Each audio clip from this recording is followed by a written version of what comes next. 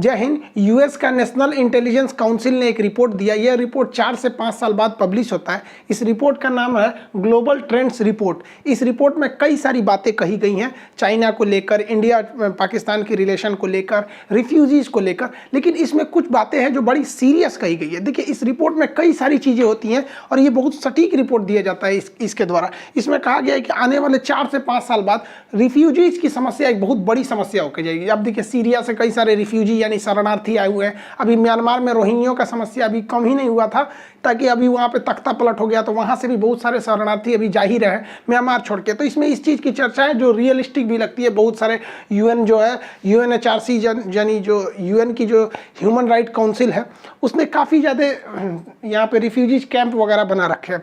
इसमें कहा है कि ये समस्या अभी और लंबी चलने वाली है।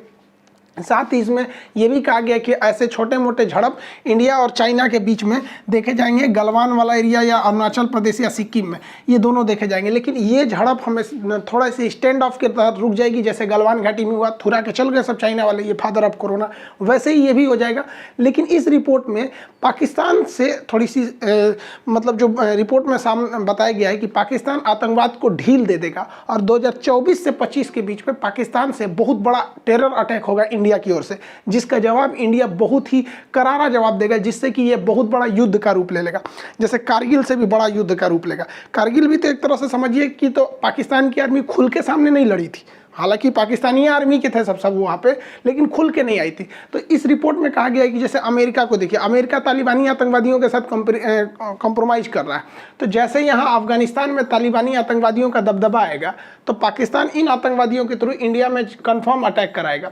और इंडिया में अटैक कराने का मतलब इंडिया जवाब देगा, जिस तरह पुलवामा में हुआ था, उरी अटैक हुआ था, सर्जिकल स्ट्राइक, एयर स्ट्राइक, इस तरह से बहुत बड़ा। इस रिपोर्ट के अनुसार अब स्ट्राइक ना होकर बल्कि एक पूरी तरह से फुल फ्लेजेड एक बड़े पैमाने पर वार होगा इंडिया पाकिस्तान के बीच में, जिसका सबसे बड़ा कारण बढ़ेगा आतंकवाद। और कहीं ना कहीं ये देखने को मिलता ही है, इनके यहाँ आतंकवाद बहुत भयानक लेवल पे है। इन लोग को लगता है कि पूरी दुनिया में फतह करेंगे लुंगी पहन के यहाँ पर, और इसका नतीजा उनको बहुत बुरा भुगतना पड़ेगा। देखिए, अमेरिका में जब भी देखा गया कि डेमोक्रेटिक पार्टी की सरकार आती है तो वो युद्ध ज़्यादा करते हैं, चाहे ये जो बाइडेन हो गए, ओबामा हो गए, बुश हो गए। हमारे जो डोनाल्ड ट्रंप थे, ये ट्रंप साहब चले गए, अपना कार्यकाल पूरा करके कोई युद्ध नहीं किया। हालांकि इन्होंने मेन फोकस चाइना और ईरान को किया था, लेकिन डेमोक्रेटिक वाले हमेशा लड़ाई करते रहते हैं। ओबामा साहब के समय देखिए कई लड़ाई लड़ी गई थी। उस समय सीरिया का भयानक इशू हो गया था, लीबिया वाली लड़ाई हो गई थी, फिर भी ओबामा को क्या मिल गया? शांति का नोबेल पुरस्कार मिल गया। और हमारे अपने देश के प्रधानमंत्री नरेंद्र मोदी पूरे भारत में वैक्सीनेशन नहीं हुआ, ये देखने के बावजूद पूरे दुनिया को मदद कर रहे हैं,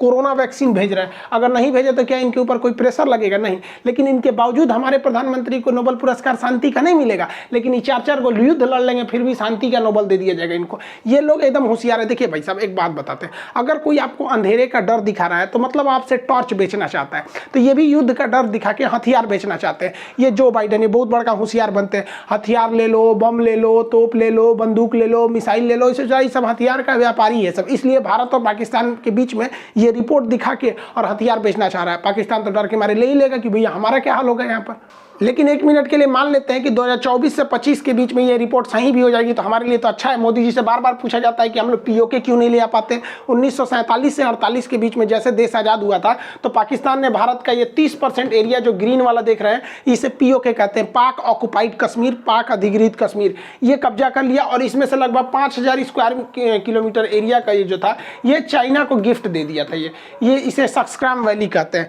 चाइना को इसने गिफ्ट दे दिया। तो हम लोग को पीओके को वापस लाने यही एक अच्छा बहाना हो जाएगा। तुम आतंकवादी हमला करो, हम लोग इधर से पलट के कर देंगे। अब अमित शाह के लिए तो भैया खुशी का कोई ठिकाना नहीं। 2024 के चुनावी मैनिफेस्टो में कर देंगे कि एकदम इस बार हम लोग लेके आएंगे पीओके।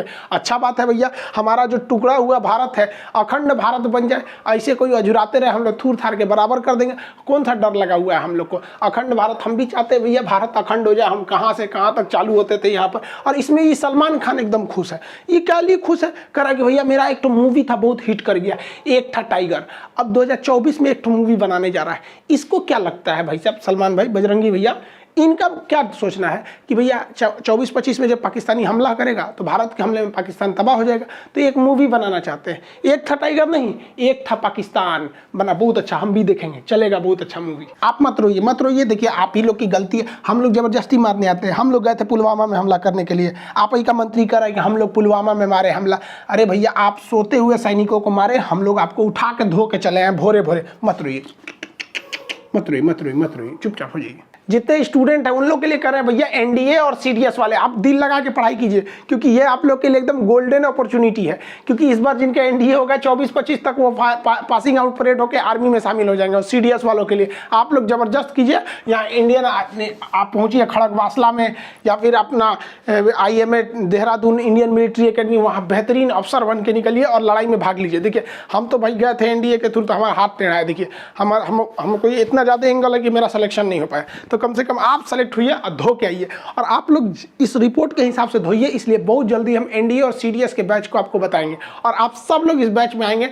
और इस बैच में निकलने पास होने के बाद आर्मी में ट्रेनिंग लेके 24-25 में धोइए, ताकि उस समय हम बताएं कि भाई देखो हमरो बैच का लड़का धो के आया है सब यहाँ पर। अभी पाकिस्तान के पास ये समस्या नहीं, यूएन की एक रिपोर्ट के हिसाब से 3 से 4 साल बाद पाकिस्तान के पास एक वाटर क्राइसिस आ जाएगा। यहाँ पे पानी की एक बहुत बड़ी समस्या आएगी। देखिए पाकिस्तान का जो सिंध और पंजाब वाला एरिया है ना, बस यही ठीक है, लेकिन उधर खैबर पख्तूनख्वा हो गया या फिर बलूचिस्तान हो गया, वहाँ पानी की बहुत ज़्यादा किल्लत है। तो पानी की इतनी भयानक समस्या आने वाला है, अब इन लोग को पता ही नहीं है। इन लोग अभी दूसरे दुनिया में जी रहे हैं। इनको कहना है कि कश्मीर में वापस 370 लगाए जाए। भैया कौन सा नशा करता है, इस सबको नहीं समझ में आता है। मत तुरा काला से 370 वापस हो जाएगा। कहते हैं जस करनी तस हो भोग ही पावा। पाकिस्तान ने आतंकवादियों को पाल पोस के बड़ा किया, आज इनको समझ में आता है इन आतंकवादी पाकिस्तान के लिए खतरा बन गया। खैर अल्लाह इन आतंकवादियों पर रहम करे, क्योंकि हमारी इंडियन आर्मी तो इन्हें रहम करने वाली है नहीं। इन लोग को लगता है कि किसी मासूम को बम फोड़ के मार देंगे, किसी होटल में ट्रेन में बम फोड़ देंगे तो इन्हें अल्लाह माफ़ करेगा और जन्नत देगा। देखिए आतंकवादियों को माफ़ करना या ना करना ये अल्लाह का काम है, लेकिन आतंकवादियों को अल्लाह तक पहुंचा देना ये हमारी इंडियन आर्मी का काम है। तो हमारी इंडियन आर्मी इन लोग को इनके मुकाम तक पहुंचाती है। खैर अब क्या कीजिएगा, इन लोग को समझ में नहीं आता है। पता नहीं कौन इन लोग को पढ़ा देता है कि किसी होटल में जाके आप मार दीजिएगा, मासूम बच्चों को बम से उड़ा दीजिएगा, गोली मार दीजिएगा रेलवे स्टेशन पे जाके, बस स्टैंड पे फोड़ के, तो इन्हें जन्नत मिलेगा। और जन्नत में इनको 70 तो हूर मिलेगी, परी मिलेगी। जब हाल है ससुर, इन सब का मेंटेलिटी देखो। हम लोग हिंदुस्तान वाले सोचते हैं कि मरने के बाद शांति मिलेगा, ये सब ससुरा दुनियादारी बहुत खराब चीज़ है। इस ससुरा मरने के बाद वो सोचता है सब घूमो एकदम ठर, मतलब वो 70 का व्यवस्था सोच के रखता है। बताओ भाई ये कौन बात है यहाँ पे। ये बताइए इसको कोई चढ़ा दिया कि इसको 70 हूर मिलेंगी, सब जाके बम फोड़ दिया ताज होटल में, इसको क्या हाल हुआ होगा, चिथड़ा उड़ गया इसका, इसको जन्नत मिल गया होगा। देखिए पाकिस्तान के 90% लोगों को लगता है कि भारत से युद्ध होगा तो ये लोग जीत जाएंगे। 90%। केवल 10% लोगों को लगता है कि वो हार जाएंगे। और वो 10% जानते हैं कौन है? पाकिस्तान की फौज है। बस इनके फौज को ही लगता है कि ये लड़ाई में हार जाएंगे, बाकी इनकी जनता तो दूसरी दुनिया में जीत रही है। इन्हें लगता है गजवाए हिंद, हिंदुस्तान कोई बर्थडे का केक है, आएंगे काट के चल जाएंगे, गजवाए हिंद। अरे इतना थूरेंगे लोग ना तोरा पाकिस्तान को कि हम लोग पूरा पाकिस्तान को भगवाए हिंद करके रख देंगे, गजवाए हिंद करने चले। अरे यार तुमको कौन समझाए कि इतना सपना दिन में मत देखा करो। और हिजड़े कितना भी सपना देखना, हिजड़े कभी बाप नहीं बन सकते। तुम्हारा सपना ही रह जाएगा भारत को जीतने। ससुरा हम लोग चांद पे चल गए, लोग मंगलयान लेके मंगल ग्रह पे चल गए, अभी सोच रहा है कि कश्मीर में कैसे घुसा जाए। सोचो ससुरा हम कितना समझाएंगे, हमारा समझने तुम समझेगा। खैर आप लोग समझ गए ना, ये रिपोर्ट से कुछ होने वाला नहीं है। ऐसे ही ये रिपोर्ट आई है और होगा भी तो क्या करेंगे हम लोग पे। चाकू गिरे तरबूजा पे, चाहे तरबूजा गिरे चाकू पे, कटना तो तरबूजा को है। यही लोग कटेंगे लोग यहाँ पर, और क्या करिएगा हम लोग को। आई होप आप इस रिपोर्ट को समझे होंगे। मिलेंगे नेक्स्ट क्लास में। जय हिंद।